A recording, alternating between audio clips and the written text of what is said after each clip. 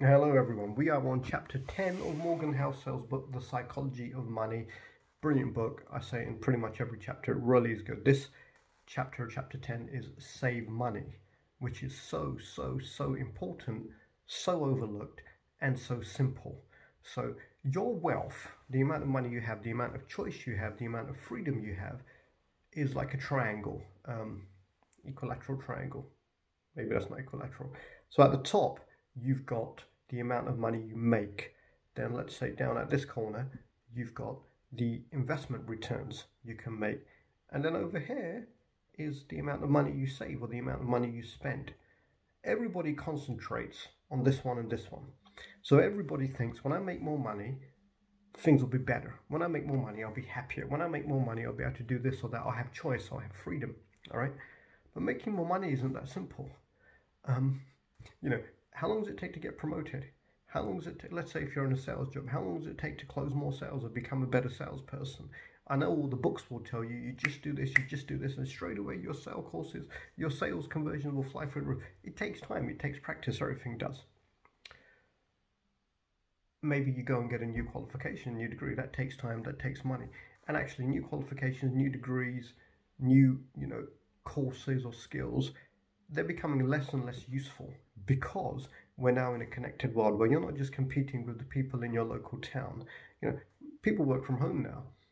Half of your colleagues might be halfway across the world. It doesn't matter because of the internet. So you're competing with a larger and larger and larger talent pool. And, put it like this, you're now competing with everyone from Asia, who generally has much better educational attainment than people in the rest of the world. Is it a cultural thing? I don't know. It's just the way it is. All right. So it's not just, am I smarter than everybody in my class? If you were 30 years ago, well done. But now you've got to be smarter than everybody in the world who's working. All right. So getting new qualifications and everything is tough. It's hard. There are fewer and fewer people who stay in one career and go up.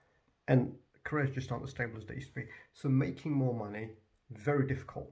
Not impossible, but very difficult. It takes time, okay? The second part of that triangle was your investment returns. Oh, if I can get my investment returns up to this level or this level, eventually I'll be rich. You can't predict the markets. Investment professionals, they slave away for 50, 60, 70, 80 hours a week for years, just trying to add that one little percentage point to their returns. Because that's, that's what makes them rich. That's what gives them freedom. Let's look at the third one. Most people are spending a hell of a lot more than they actually need to spend. If you take psychology out of it, if you take ego out of it, they're spending a hell of a lot more than they need to spend to be absolutely fine. What's absolutely fine? Your bills are paid. You have a house. Mortgage, bills are paid. You've got money for food. You've got a little bit of money for recreation or hobbies or whatever else you want to do. But what tends to happen is as people make more and more money, they're like peacocks. They have to show everybody, look at me, I'm making money, I'm doing well. So, oh, I just got a pay rise. I can't have that old Honda on the court anymore, on the drive anymore. I better upgrade to a Mercedes. Stupid. Save the money.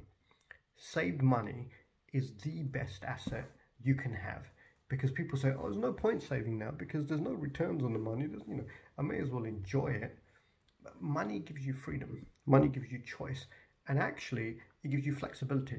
Where you're competing with everybody from all over the world because the world is interconnected and everything, the biggest advantage you can have is flexibility. What do I mean by that?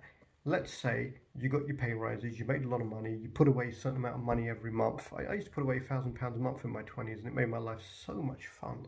Not because I was spending it, but because it gave me choice. If I was self-employed, I had my own businesses. If I felt like taking a week off, I could, because I had enough money in the bank pretty quickly to see me through the next 6 months, 12 months. I had choices. I could think about my moves. It wasn't just scrambling from, one place to another to make money, pay the bills, make money, pay the bills, buy a nicer car, buy a bigger house, do this, do that, and just save the damn money. So going back to flexibility, you save a bit of money, and then when an investment opportunity comes along that looks really, really good, guess what? You can take it without worrying. So you probably have better investments than the people slaving away for 80 hours a week anyway. Let's say if your job is getting you down or you need to invest a bit of money in your business, well, guess what? You saved it, so you don't have to go and borrow the money to do that. It's the best thing you can do. And importantly, it's the easiest as well. It's the easiest thing to do, because I went on a diet recently, and it was really good because I lost a lot of weight real quick, all right? But it also slashed my food bill in half. And I thought, damn, I feel better, I look better, I'm gaining weight, I'm losing weight, and I'm spending half as much as I used to on food. Fantastic. So actually, spending less is the easiest thing to do out of those three. Making more money, getting better investment returns.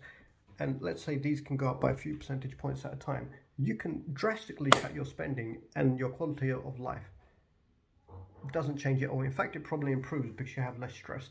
One of the things he says in this chapter that I really liked was that people who save a lot of money, you have to be in that position psychologically where you don't really care what anybody thinks, you know. So, oh no, you know that guy who drops his kids off to school every morning, always wears the same trousers. Oh, what a tramp. Who gives a damn? Yeah, you go and spend your £300-400 a month on clothes, you idiot. I'm saving that £300-400 a month, all right? Oh, he's been driving that old beat up car for a long time. Yeah, but you know what? You went and spent 30 grand on cars last 2 years. I didn't. Saved it all. So that's what the whole chapter is about. It's a really good chapter. The easiest thing to do is the most effective thing to do, because it gives you freedom, because it gives you choice.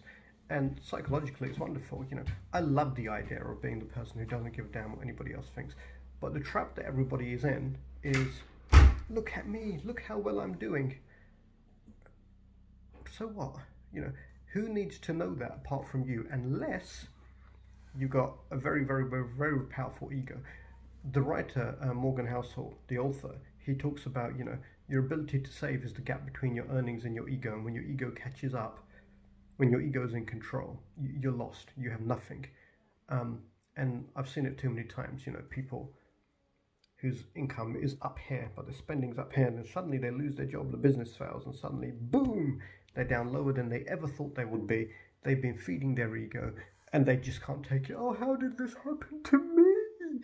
And it goes back to the old example of, you know, you've got a guy who, or a girl who earns $3,000 a month, and she spends $2,000 a month, and she saves $1,000 a month. Then you've got a girl who earns 10 grand a month, but she spends 10 grand a month, and she has a nice house and beautiful clothes and always eats at the best restaurants and everything. But then after 10 years of working, she's still broke. She doesn't really have much to show from it, apart from 1,000 pairs of shoes. And the other person does pretty much whatever they want, because they can. Freedom is more valuable than money. Savings are more valuable than possessions. Money should be piled up, because money is your freedom, and it's easy to do. An example that the chapter has in it is the oil crisis in the 1970s. We thought we were going to run out of oil because we were using more and more of it. There wasn't that much left. Since then, production has increased by about 65%, but what's kept us going, what's kept us safe, what's kept us okay, is that consumption has gone up but become a lot more efficient. So the average car now does twice as many miles to the gallon as it did in 1970. So that's like basically going further on less. That's saving. You can go further on less money, you end up a lot better off. There you go.